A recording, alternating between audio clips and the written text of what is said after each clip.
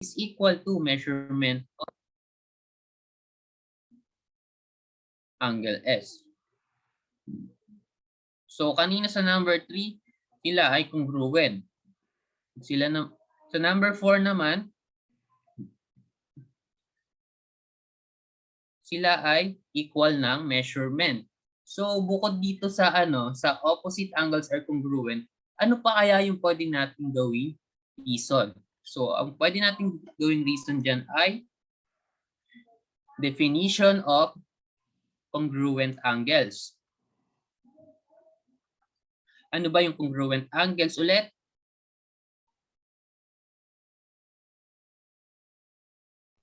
Mayroong exact na measure, same tapos exact yung measurement nila. Okay. Number 5. Ang missing naman natin dito ay reason. Measurement of angle N is equal to 90 degrees. So paano daw natin nasabi na 90 degrees ang measurement ng angle N? So observe natin si statement number 2 and number 4. Sabi dito sa number 2, measurement of angle W is equal to 90 degrees. Sa number 4 naman, si angle N, ayan, measurement of angle N is equal to angle W. Ano ibig sabihin nito, Miss? Sino ba yun? Jazlian. Anyan ba si Jazlian? Po. Okay. Jazlian. If the measurement of angle W is equal to 90 degrees, what is the measurement of angle N? 90 degrees po. Okay, very good. Ayan. So, ang gagamitin nating reason dito sa number 5 is substitution by statement number 2 and number 4. Ayan, ito ginamit nating statement 2 and 4.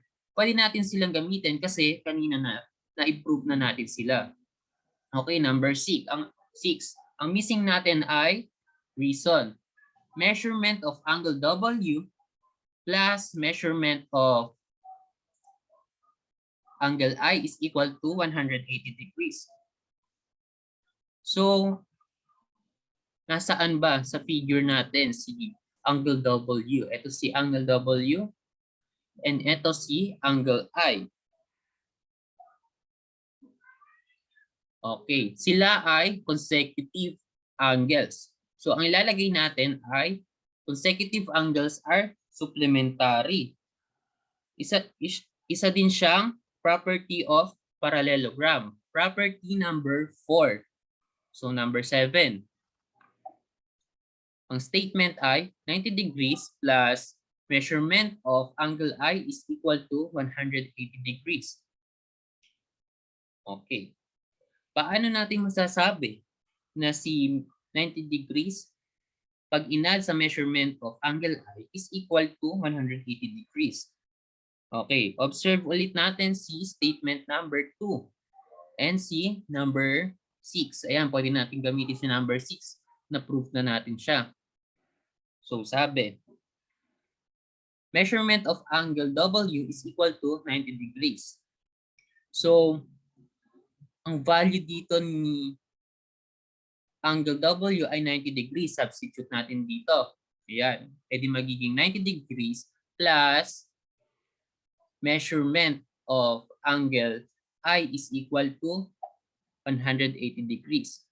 So, ang gagamitin nating reason ay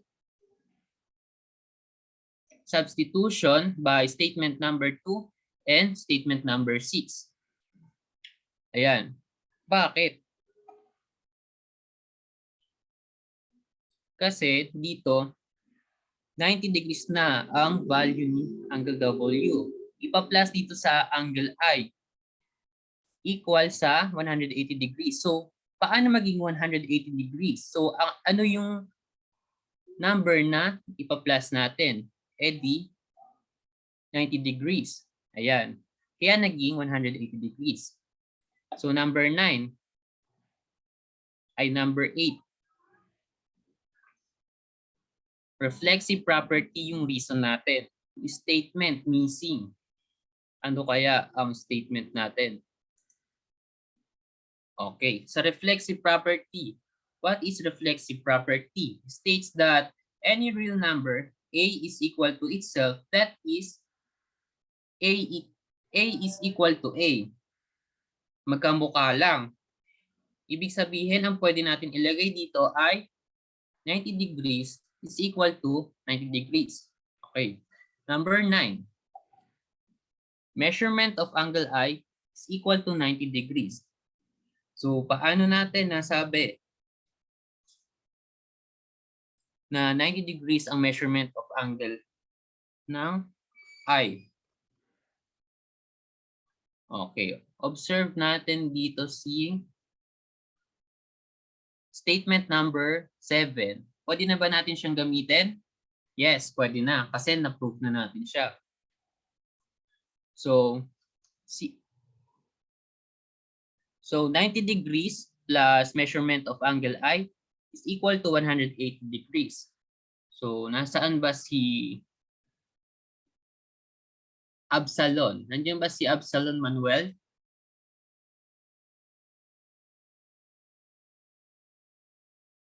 Nako, mukhang tulog pa ata. How about Rian Joy?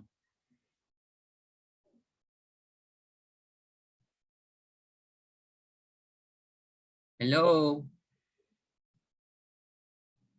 Nako, mukhang wala sila.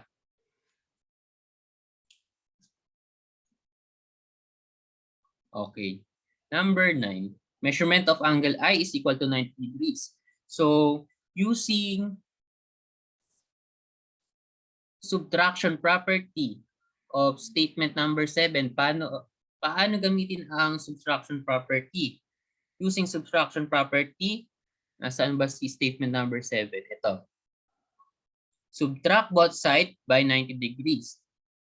Therefore, the measurement of angle I is equal to 90 degrees. So, ang reason natin dito sa number 9 ay subtraction property of statement number 7.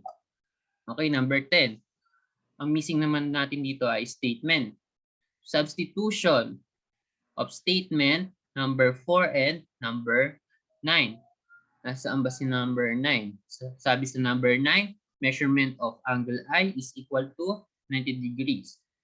And sa number 4, measurement of angle I is equal to angle S. Ayan.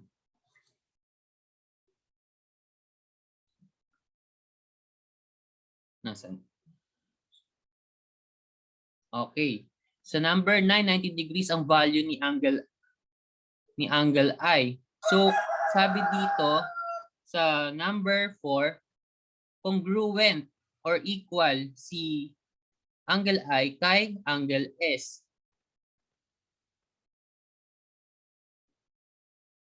So, ang measurement ng angle S ay equal to 90 degrees. Kaya ang ilalagay natin dito sa number 10, measurement of angle S is equal to 90 degrees. So, kanina ano yung given natin? Ayan, ito yung given natin. Kailangan natin i-prove daw na si angle I, angle N, and angle S are right angles. So, ayan, na-i-prove na natin sa number 5, number 9, tsaka sa number 10. Ayan. So, sa 11, ang lalagyan nating reason ay if the measure of an angle is 90, then it is a right angle. Ayan. Sa number 12, ang missing natin ay statement, definition of rectangle. So, ang ilalagay na natin dyan ay yung given natin.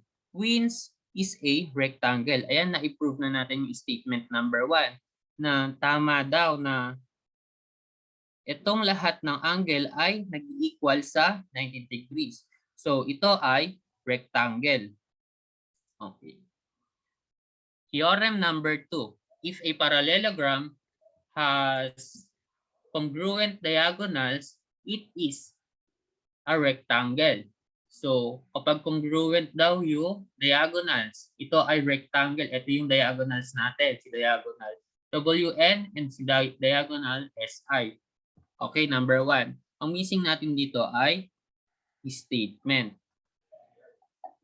So, ano yung given natin? Kim Carlo. Si Kim Carlo. Ano yung given natin?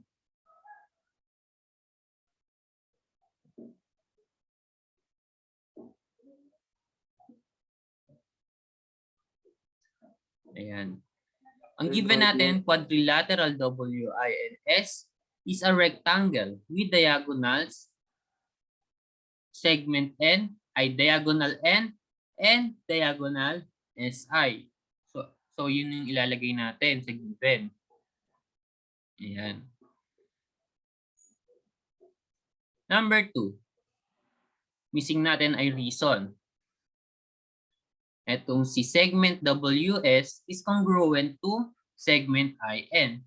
So congruent daw, magkamukha daw yung measurement. So ano yung ilalagay natin dyan?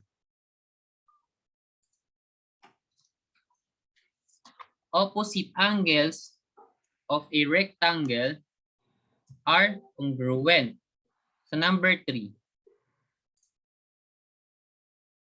Angle WSN and angle INS are right angles.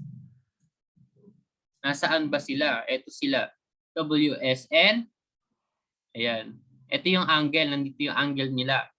And si angle INS. INS. Ayan. Ano sila? Magkasunod. Tapos sila ay supplementary. Ang ilalagay natin dyan ay theorem number 1. Ano ba theorem number 1 natin?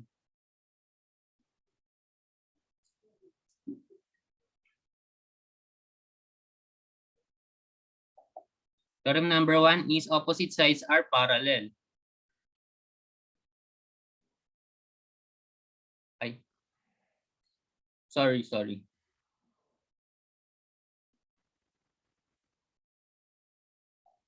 So number 4 pala, WSN and si angle INS.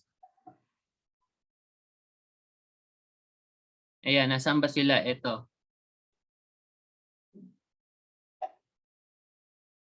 So ilalagay natin sa reason, any two right angles are congruent.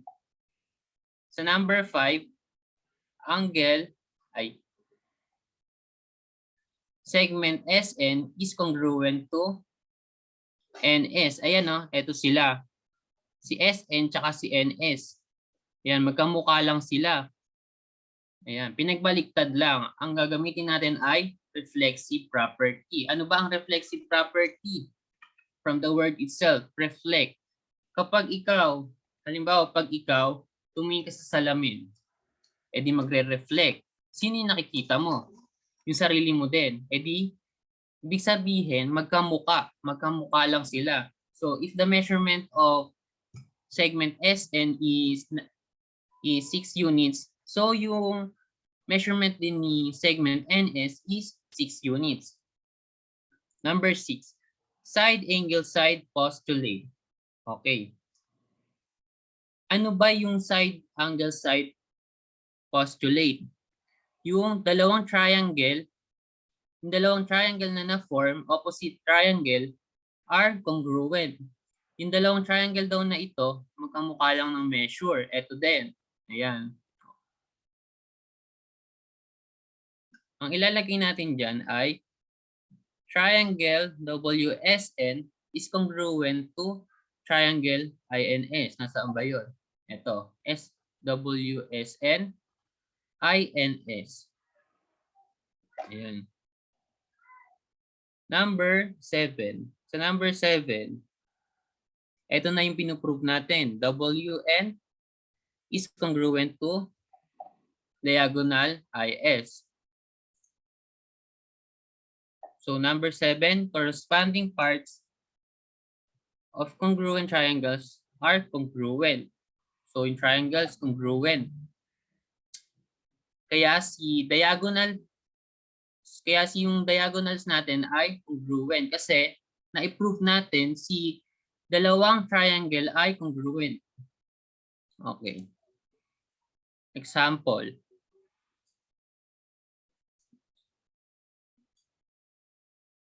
In quadrilateral RENT, answer the following. A. Find diagonal ET if RS is equal to 13 units. So nasaan ba si diagonal ET? Ito si diagonal ET. If RS is equal to 13 units. Nasaan ba si RS? Ito si RS. Di ba sabi kanina itong dalawang diagonal are equal. So ang solution natin diyan ay ET is equal to 2RS. Bakit 2RS? Ito si RS, kalahati lang siya ng isang diagonal line. Kaya magiging ET is equal to 2 times 13. So, what is the answer? Okay, sige nga, tingnan natin kung gising pa yung mga Socrates babies. Please comment sa sa chat box natin kung ano yung measurement ng ET.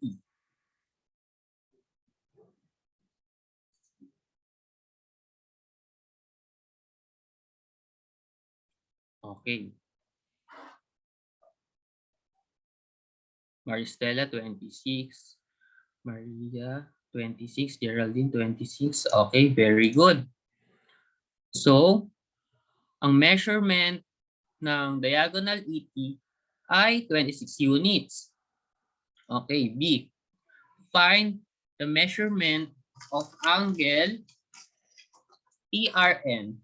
If measurement of RNT, angle RNT is equal to 24, nasaan ba si TRN? Ito si TRN. Ayan.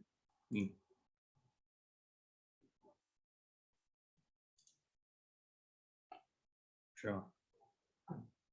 Ayan. Ito. Ayan. Nakikita ba? So ano daw yung measurement nitong angle? If measurement of angle RNT is equal to 24.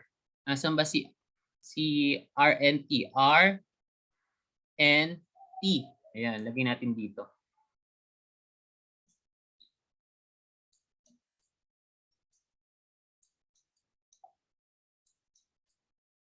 Ayan. Sabi ang measurement nito ay missing.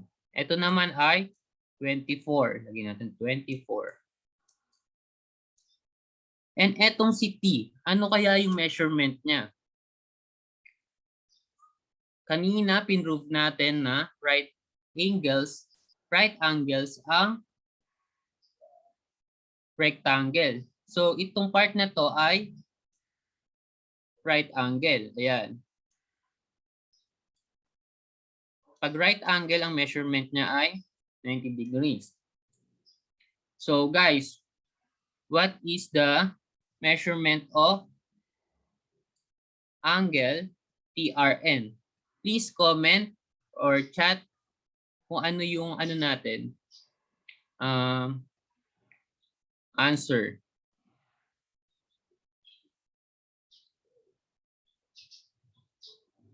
So eto 90 degrees na to.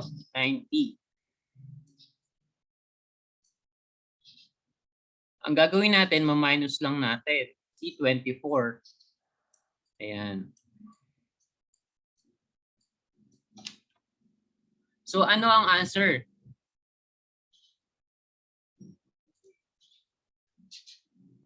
Okay, very good. Nakikinig pa rin sila. Ayan.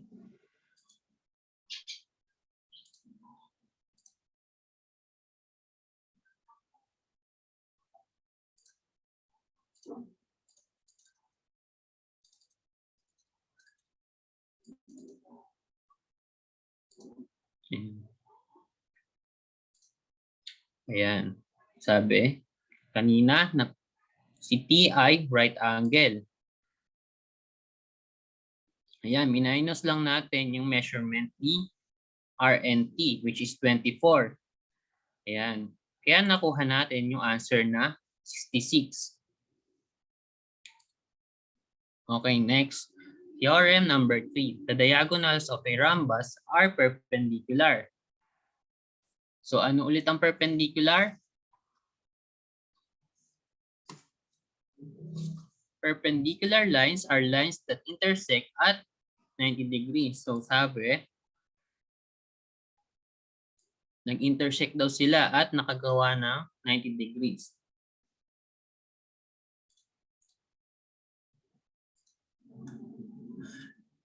Given, rhombus WINS. Ayan. Puprove natin na sorry na ano to, bumaba lang yung etong line dito rin sa sa taas. Diagonal WN is perpendicular. Ito yung sign ng perpendicular. Pinaliktad na T lang. Perpendicular to diagonal IS. So, statement number 1, WINS is a rhombus. Saan natin siya nakuha? Sa given. Ang ilalagay natin sa reason ay given. Si segment WI is congruent to segment IN. Bakit natin nasabi? Kasi sa definition ng rhombus, etong sides na to, ayan, are all equal. Kung 6 units ito, 6 units lahat yan. Kaya ang ilalagay natin ay definition of a rhombus.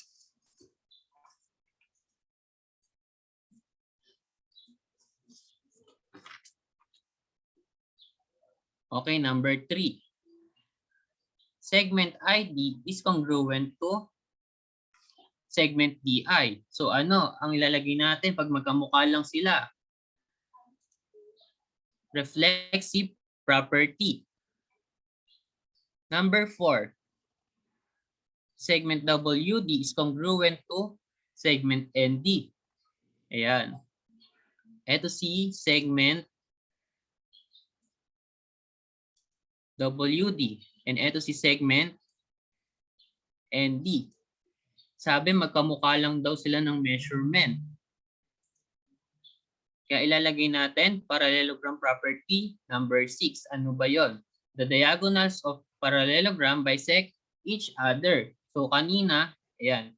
Etong diagonal SI, binisect niya si diagonal WN. Ayan, binisect niya sa gitna. Kaya nahati yung measurement nila. Okay. Number 5. Triangle WDI is congruent to triangle NDI.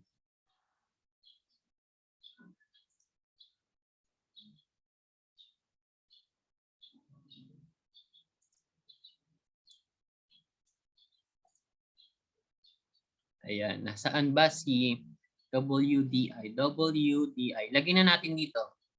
Ihiwalay natin.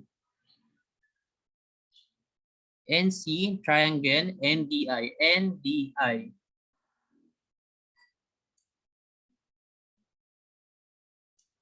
Ayan.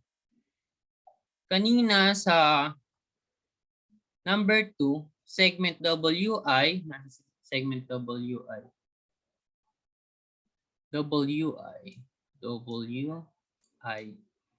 And sa number 2, na-prove natin na magkasukat ito. Ayan. Kasi nga, rhombus magkakamukha ng sides. Sa number 3, si ID is congruent to DI by reflexive property. Ito daw si segment. Ayan. Magkamukha lang daw sila ng measurement. Sa number 4, WD. Ayan, si segment WD ay same lang ng measurement dito sa line segment ND.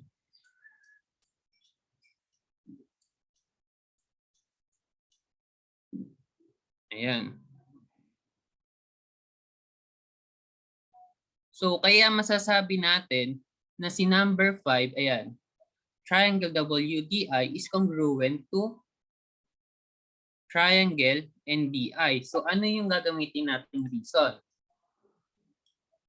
SSS, congruence postulate. Ano ba yung SSS? Ito ay side, side, side. Iba yung triangle, tatlo yung side. Kaya SSS, congruence postulate. This postulate states that if the three sides of one triangle are equal to three sides of one another triangle, the triangles are congruent. So kapag daw ang sides nitong triangle are etong sides na to, ng triangle na to, equal dito sa sides ng triangle na to, ayan. Nakikita nyo ba?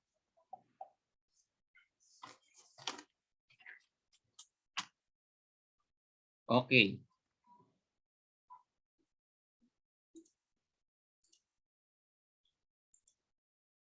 Number 6. Angle WDI is congruent to NDI. Form a linear pair. Nasaan ba si angle WDI? WI. Ayan, ito si WDI, si angle. Ito, ayan. And si NDI. NDI. Ayan. So, nag-form sila ng linear pair. So, ang ilalagay natin dito sa reason ay definition of linear pair. Ano ba yung linear pair? Linear pair is a pair of adjacent angles formed when two lines intersect. Ito, kanina. Ayan. Nag-form yung diagonals nito, ito, ng linear pair. Ano ba yung linear pair? The two angles of a linear pair are always supplementary, which means their measures add up to 180 degrees. So pag pinagsama natin yung angles nito, sila ay 180 degrees. So kapag binisect yung 180 degrees, ano yung measurement ng bawat isa? Si Jasmine Santos. Andiyan ba si Jasmine? Kapag, okay.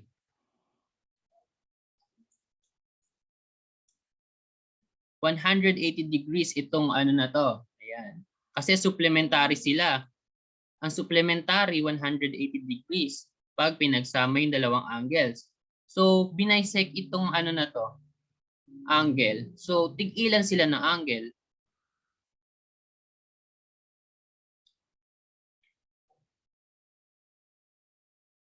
Jasmine?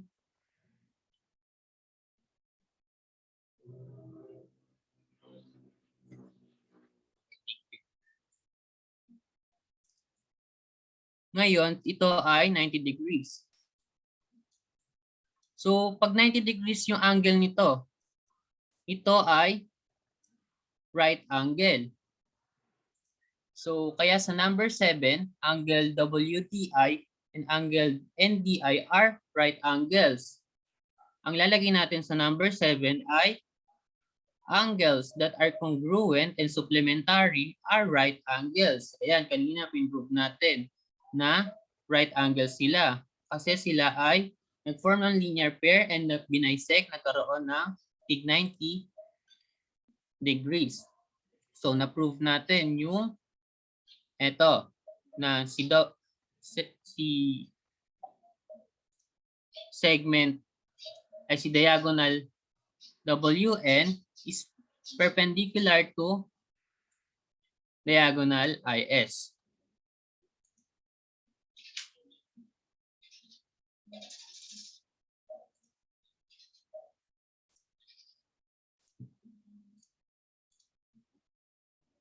Okay, next.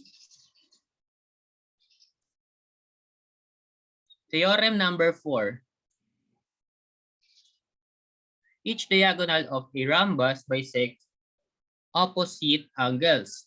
So sabi kanina, yan, opposite diagonal ay diagonal daw. Itong dalawang diagonal, binisect yung bawat isa. Itong si diagonal CN at si diagonal EO, binisect yung bawat isa. Ang given natin ay rhombus cones. Ayan, CO and E. Puprove natin daw na si angle I ay si angle 1 is congruent to angle N. And angle 3 is congruent to angle 4. So sa number 1, lalagay natin yung given. Rhombus, cone. Ayan, cone is a rhombus. Ang lalagay natin dito ay given. Sa number 2, missing yung reason. Kung nasa statement ay segment CE is congruent to segment ON. And segment CO is congruent to segment EN. Nasaan ba si CE? Ayan. Ito.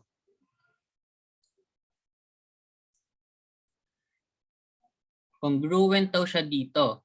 Ayan. Kasi sa definition natin ng rhombus, lahat ng side na yan ay magkakamukha ng measurement. And si segment CO daw, ito. Congruent dito sa segment EN. So, ang ilalagay natin dyan ay parallelogram property. Ano kayang number yung parallelogram property na nagsasabi na congruent yung opposite sides? So, see, parallelogram property number 2. Opposite sides are congruent. Ayan. Sa number 3, diagonal EO is congruent to diagonal OE. Nasaan ba yon? EO. Tsaka si diagonal OE. Ayan. Magkamukha lang sila. Ilalagay natin dito ay reflexive property. Number 4. Triangle ECO is congruent to triangle ONE. Ayan. Lagay natin dito.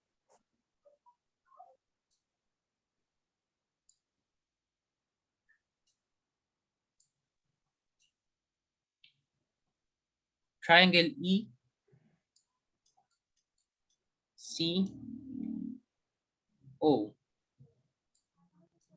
Congruent sa triangle O and E.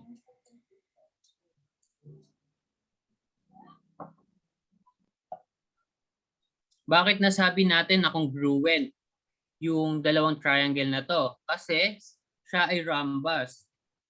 Lahat ng side niya ay congruent. Ito, congruent dito. Yan, congruent sila. Same sila ng measurement. Tapos itong si line EO tsaka si line OE sa number 3, sila ay reflexive property. Sila ay magkamukha lang na measurement. Kaya nasabing yung number 4, triangle ECO is congruent to triangle ONE. Ang ilalagay natin ay SSS congruence postulate. Ano nga ulit 'yon? Yung sides nung triangle na to congruent dito sa sides ng triangle na to at yung angles din. Yung angles nito congruent dito. Yung angles nito ayan, magkakamuka.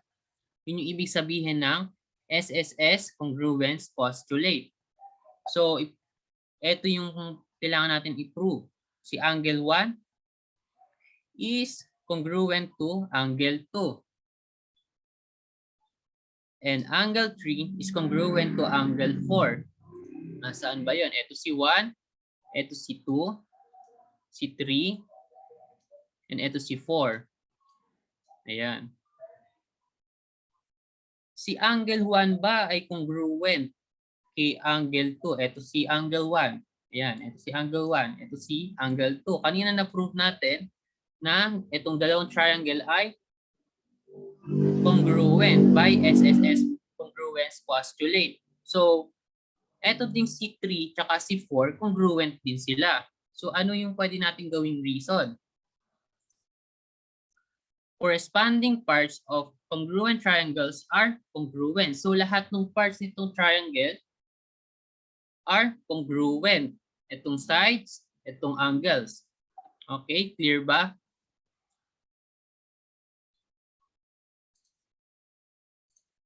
Sure. Okay. Next. Example. Quadrilateral SAME or same is a rhombus. Rhombus. So rhombus daw ito. Itong nasa figure natin. Find the measurement of the following. So letter A, angle ASM. Nasaan ba si angle ASM? ASM. Ayan. So ito yung nahanap natin. Ito. Ano daw ang measurement ng angle ASM? Observe natin dito sa kabilang triangle. Diba sabi kanina sa rhombus, etong opposite triangles na to, yung dalawang triangles na to are equal. So kung 50 degrees itong measurement ng kabila,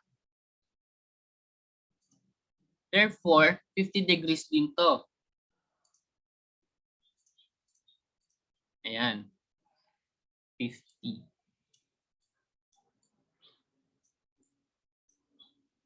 Letter B. Okay, kayo naman yung magsagot. O-comment nyo sa chat box.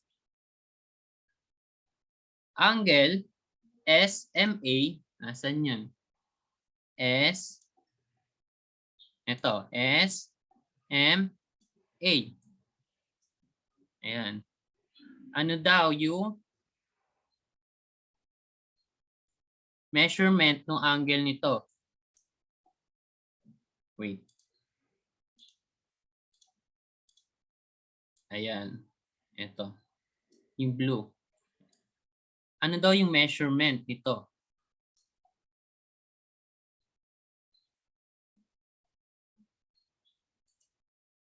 Tingnan nga natin sa chat box kung may magsasagot.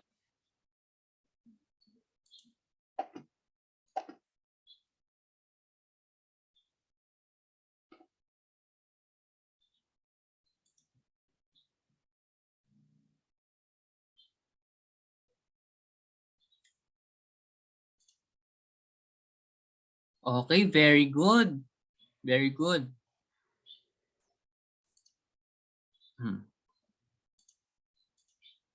So, ang measurement nitong angle na to ay also 50 degrees. Bakit? Kasi itong triangle na to ay congruent dito sa triangle na to. Letter C naman. Segment PM. Wait lang, clear natin. Ayan. Segment PM, ano kaya ang measurement? PM, ito. Ayan, ano kaya ang measurement nito? Yung segment na to, ano yung measurement?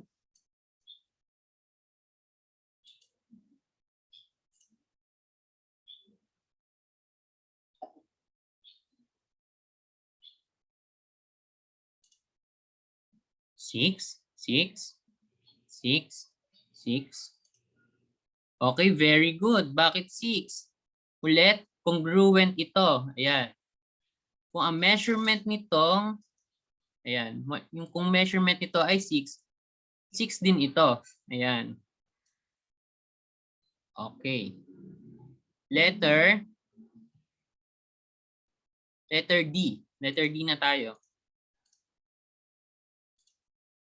Letter D. Si diagonal SM. Ayan. Si diagonal SM. Ano kaya ang measurement nito?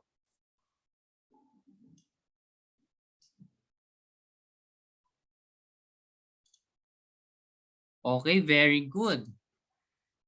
12. Bakit 12? Kasi ito, 6. Ta-times lang natin sa tutong si segment SP para makuha yung measurement nito. Ayan, nitong diagonal SM.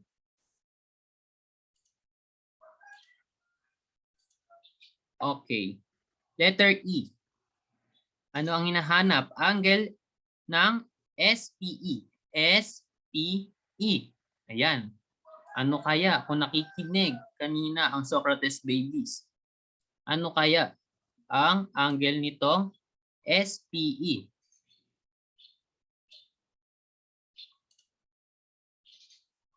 Very good. 90 degrees. Kasi yung diagonal lines nito nag-form ng perpendicular line. So yung perpendicular line nagpo-form ng 90 degrees angle. Okay, very good. Okay, next. Okay. Yung square kanina, all properties daw ng parallelogram na kay square. Lahat ng properties ni rhombus, lahat ng properties ni rectangle. So, nasa kanya na ang lahat. Sabi nga ni Daniel Padilla. Okay, time is a square.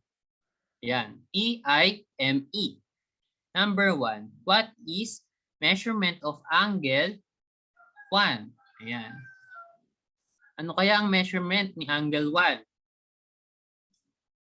So, ito, nag-form ng 90 degrees. Saan natin nakuha? Sa property ni rhombus. Ayan, nag-form ng perpendicular line. Kaya ito, 90 degrees. So, etong triangle na to, ano kaya yung triangle na to? Ito ay equilateral. So, ibig sabihin, ito ay 90. Ano pa yung natitirang number para maging 180 degrees? E di 90 din. So, hatiin natin yung 90. Gagawin natin 45. Ayan. Ayan.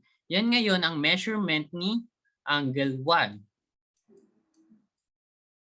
45 degrees. O, number 2, what is the measurement of angle MET? MET. Ano kaya ang measurement? Okay, type nyo nga. Okay, very good. 90 degrees. Bakit 90? Saan natin nakuha ang property? Sa rectangle. Sa rectangle, lahat ng side, lahat ng angles ay right angles, 90 degrees. Okay, 90. Okay, number 3. If TM, asan si TM? Diagonal pala siya. Diagonal TM is equal to 12 feet. Clear muna natin para makita nyo. Ayan.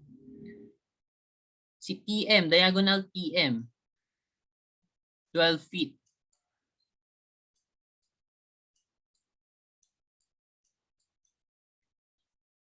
What is diagonal, the measurement of diagonal ME? Okay. Sino kaya ang makakakuha ng tamang sagot at unang makakasagot? Okay, very good. Sino ang unang nakasagot? Ayan. 12 feet din ito. Saan natin nakuha? Kaninong property? Yung property ng rectangle. Ayan. Kasi congruent yung diagonals nila. Okay. So number 4, what is the measurement of segment IX? Ano kaya ang segment IX? Ano kaya ang measurement? Very good. Napakabilis. Ang tatalino naman ng Socrates babies. Ayan. Si Lian Angeli Dungaw ang nakauna. Number 5. What is TE? Ayan. Segment TE. If TI, ayan, si TI ay 8 feet. Ano kaya ang measurement ni segment TE? Okay, 8 feet. Very good. Napaka-very good naman ng Socrates babies. Okay. Saan nakuha nating property kaya? Sa property ng rhombus. Kasi lahat ng sides, ayan, are all equal. Kaya ito, 8 feet din siya.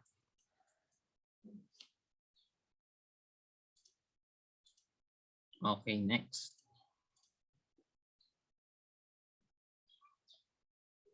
Ayan.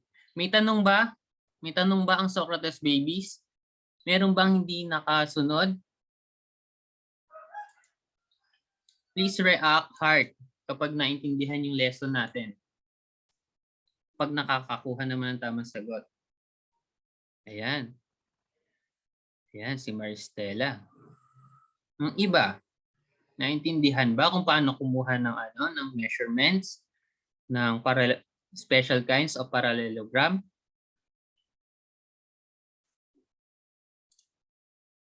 Okay.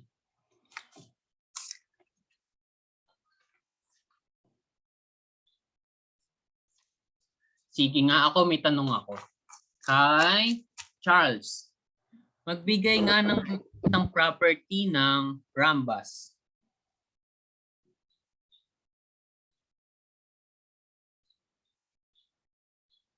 Charles? Yes po, sir. Magbigay ng isang property ng rhombus. Wait lang po.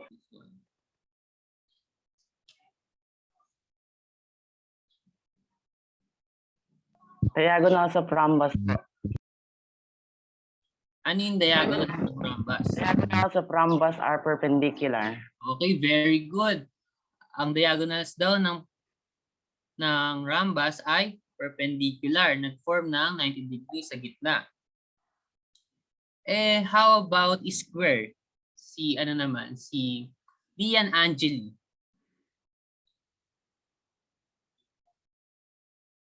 Andiyan ba si Lian Angeli? Yes po. Okay. Give me at least one property of square. All four sides are equal. Okay, very good.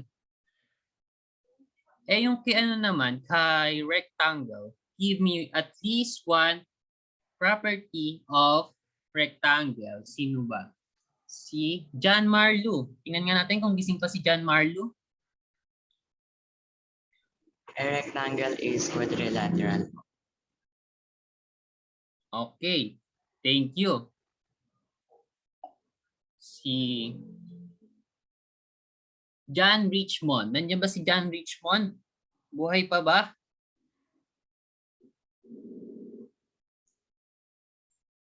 Nako, nakatulog na ata si John Richmond. How about Lian Colarina? Po. Give me at least one property of rectangle.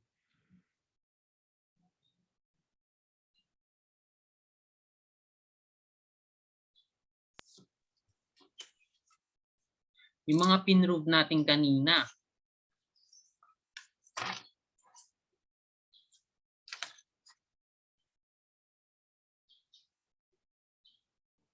Okay. Rectangle, it has 4 right angles. So lahat ng angles ni rectangle ay right angles. Lahat nagme-measure ng 90 degrees. Okay. So, ano naman kaya? What is the importance na malaman natin yung differences ng special kinds of parallelogram? Halimbawa, sa tao, si Sir Vincent, si Ma'am Marjorie, si Ma'am Bernadette. Ano kaya yung importance na malaman natin yung differences nila? So, para makilala natin sila, di ba? Halimbawa, si Sir Vincent, may nunal pala dito sa pisngi. So, siya si Sir Vincent. Pag sinabi na yung isang teacher ng grade 9 yung may nunal sa pisngi, edi malalaman natin na si Sir Vincent yon. Okay. Ganon din sa special kinds of parallelogram. Pag sinabi natin nasa kanya ang lahat, ano yon? Carl Joyce. Nasa kanya ang lahat. Kumbaga, lahat ng properties nasa kanya. Nandiyan ba si Carl Joyce? Naku, mukhang nakatulog. How about Mark Teo? Square po. Very good. Square. Lahat ng properties ni rhombus, ni rectangle, tsaka ni parallelogram na kay square. Okay, ngayon. Di ba pinakuha ko kayo kanina ng paper and ball pen? Kahit scratch lang yung paper. Ngayon, mag-activity tayo. Directions. Fill in the blank. Give the correct information on each blank. Write your answers on a separate sheet of paper. So ngayon, isusulat nyo sa papel. Tapos, mamaya, pipicturean nyo. Pagkayari ng meeting natin, pipicturean nyo and then, isasend sa GC yung mga sagot. Or ano na lang pala, PM. PM nyo kay sir. Para hindi na makita nung iba. Okay ba yon? Please give heart react. Kung malinaw. Ayan. Sige. You have 15 minutes to do it. Your timer starts now. Excuse me po, copy all po ba? Hindi na yung answer na lang. Okay po, thank you po. So, time check. 9:28.